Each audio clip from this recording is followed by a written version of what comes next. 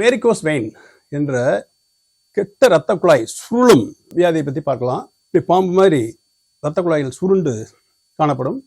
அதில் என்ன பிரச்சனைனா, இது யாருக்கு வரும்னா, பெரும்பாலும் இந்த பஸ் கண்டக்டர், லாங் ஸ்டாண்டிங் நின்றுக்கிட்டே இருக்கிறாங்கல்ல, இந்த டீ கடையில் இருக்கவங்க, இந்த மாதிரி நின்றுக்கிட்டே இருக்கவங்களுக்கு வரும்.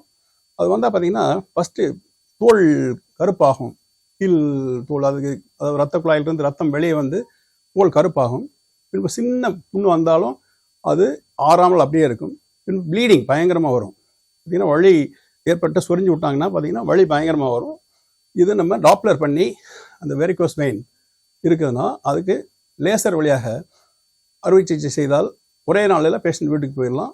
அதாவது போஸ்ட் ஆப்ரேட்டிவ் 2 நாளில் எல்லா வேலையும் பேஷண்ட் பார்க்கலாம். அதில் ஓப்பன் அறுவை சிகிச்சையில் பார்த்திங்கன்னா சின்ன ஒரு ஹோல்ஸ் வழியாக நம்ம லேசர் இலையை உள் செலுத்தி இரத்த குழாய்க்குள்ளே செலுத்தி லேசர் கதிரை பாய்ச்சும் போது அது தானே சரியாகிவிடும். லேசர் வெரிகோஸ் வெயின் சர்ஜரி என்று பெயர்.